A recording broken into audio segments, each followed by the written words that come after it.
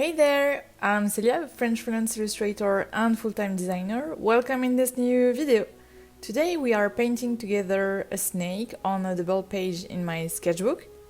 This time I want to test to use a shading between yellow and pink on a large area. So we are trying to achieve that. As always, I did a quick sketch in my sketchbook and then I took a photo to try out some colors on Procreate on my iPad. I'm not doing it for every painting, but when I have an idea that I don't want to mess up, it's easier for me to do some tests on Procreate. So I'm using the test on Procreate as a guide to paint, and I'm using masking tape to frame where I'm going to paint. For this painting, I'm using mostly two colors, the yellow and the pink, and all the colors in between these two. I will also use a pure dark purple for the background. I'm starting to paint with the lightest shade, which is the yellow. I'm blocking the main areas where the yellow will be. This is a painting without contour, so I have to be careful that two different areas have to be opposite to delimitate clearly the snake shape. This step is pretty easy because every mistake that I can make now will be corrected easily later. But the less mistakes, the less corrections I'll have to do.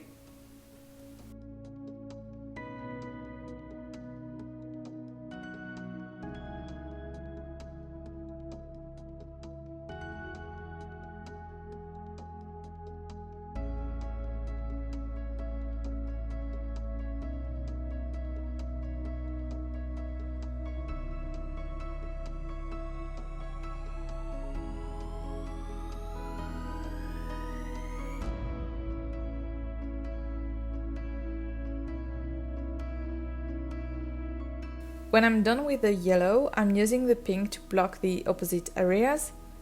The pink is a bit lighter than what I tested on my iPad, but that's not too bad as well.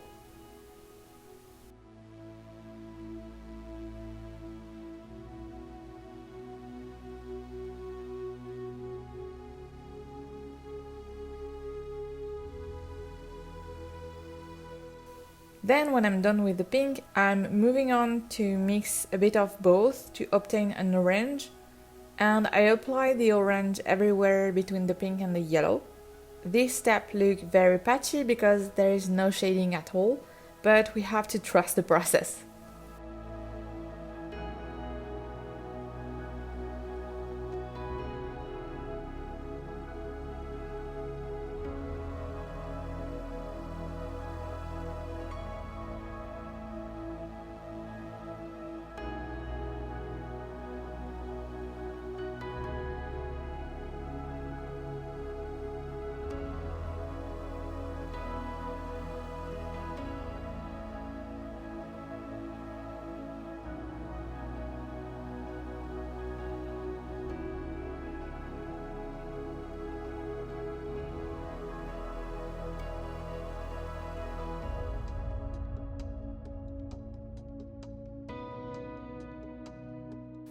This is the first time that I'm trying to do a large shading, and I think that my technique isn't perfect and that I have a lot to learn, but the process is really fun to do, so that's fine.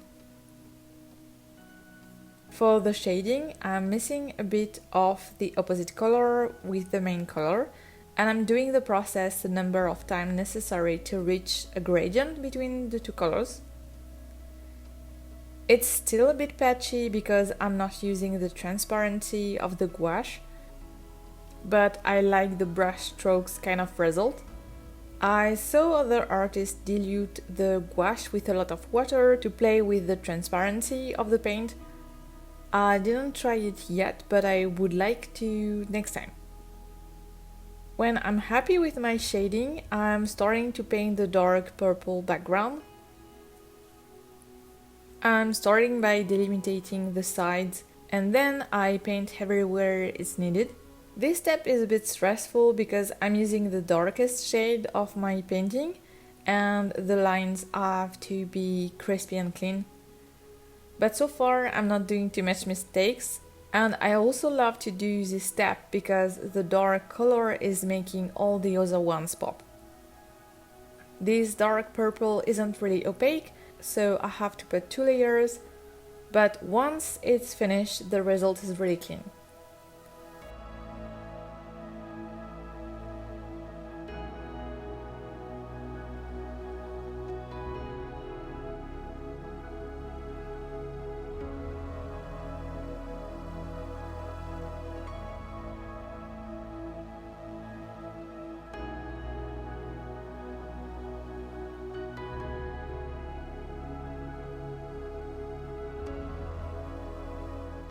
And here the result. I'm really happy with how it turned out. The colors are really cool, and for my first large shading painting, I'm really happy with it.